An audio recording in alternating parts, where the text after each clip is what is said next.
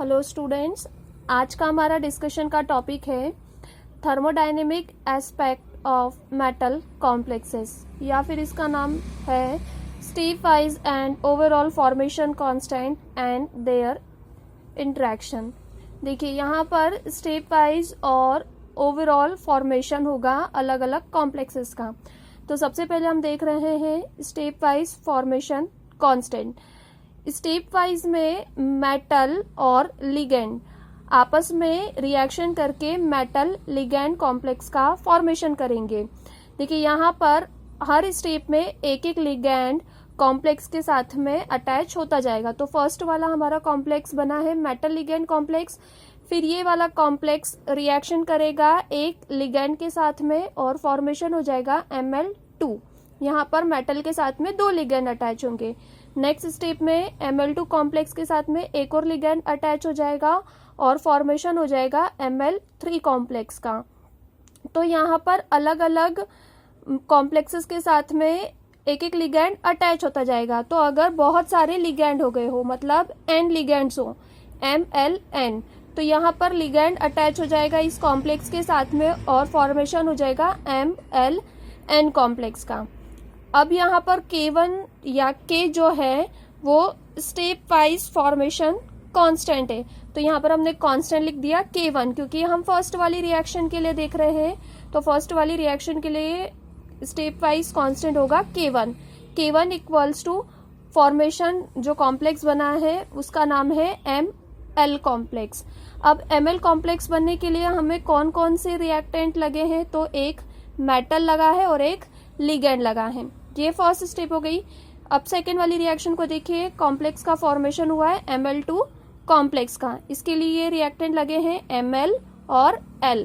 Third वाले complex को देखिए, कांस्टेंट होगा K3 और कॉम्प्लेक्स बना है Ml3 कॉम्प्लेक्स। तो Ml3 कॉम्प्लेक्स बना है, इसके लिए रिएक्टेंट लगे हैं Ml2 और L। रिएक्शन इक्वेशन थर्ड हो गया। फोर्थ वाली रिएक्शन को देखिए, यहाँ पर MLN कॉम्प्लेक्स बना है और इसके लिए रिएक्टेंट लगे हैं MLN और L। ये था स्टेप वाइज फॉर्मेशन कांस्टेंट। अब है overall formation constant. Overall formation constant में देखिए यहाँ पर मेटल के साथ में लिगेंड अटैच होगा तो ML कॉम्प्लेक्स का फॉर्मेशन हो जाएगा। अब नेक्स्ट स्टेप में देखिए, यहाँ पर स्टेप वाइज में हर स्टेप में एक एक लिगेंड अटैच हुआ है, लेकिन यहाँ पर इसका ठीक उल्टा हो जाएगा। यहाँ पर मेटल हमेशा सिंगल होगी, लेकिन जो लिगेंड है उनका नंबर बढ़ता जाएगा। तो यहाँ पर एक मेटल अब लिगेंड दो लिगेंड से अटैच होगी तो फॉर्मेशन हो जाएगा Ml2 कॉम्प्लेक्स का। नेक्स्ट को देखिए, यहाँ पर एक मेटल के साथ में तीन लिगेंड अटैच होंगे तो फॉर्मेशन होगा Ml3 कॉम्प्लेक्स का। लास्ट है M मतलब मेटल के साथ में N लिगेंड है तो फॉर्मेशन होगा MLN का।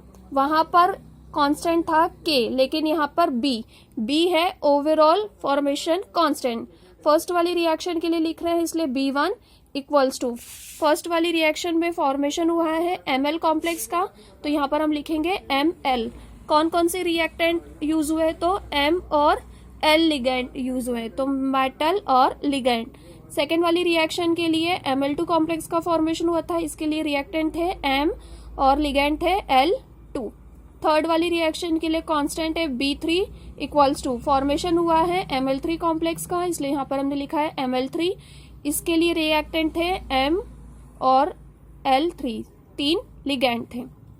लास्ट वाली रिएक्शन है N कॉम्प्लेक्स का फॉर्मेशन हुआ है, इसलिए Bn यहाँ पर कांस्टेंट आ जाएगा इक्वल्स टू फॉर्मेशन हुआ है MLN कॉम्प्लेक्स का, इसलिए हमने यहाँ पर लिखा है MLN। इसके लिए रिएक्टेंट थे M और LN।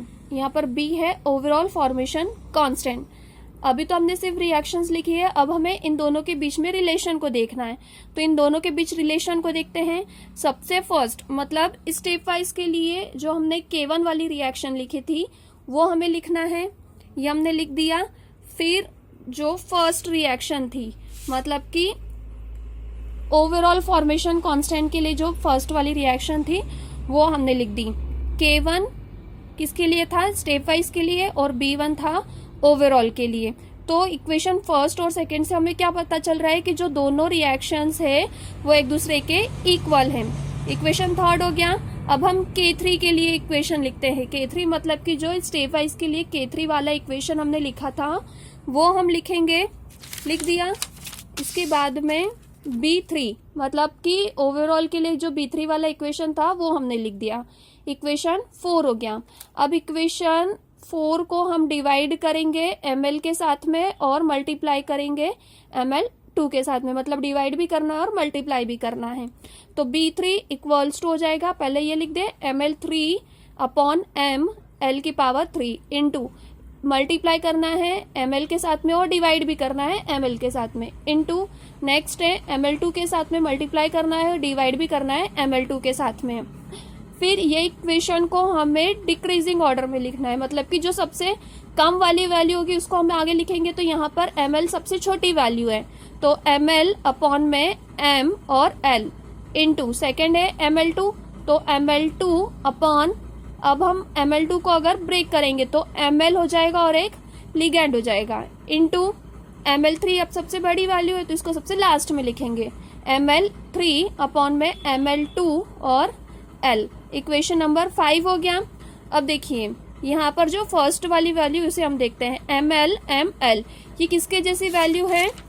K1 वाली वैल्यू को देखिए, K1 वाली वैल्यू और ये वाली वैल्यू एक दूसरे से मैच होते हैं, मतलब कि ये वाला जो कॉम्प्लेक्स बना है किसके लिए है? K1 के लिए। सेकेंड वाला किसके जैसा है? K2 के जैसा। और थर्ड वाली वैल्यू है K3 की जैसे। ये इक्वेशन नंबर 6 हो गया। अब इक्वेशन 5 और 6 से देखते हैं।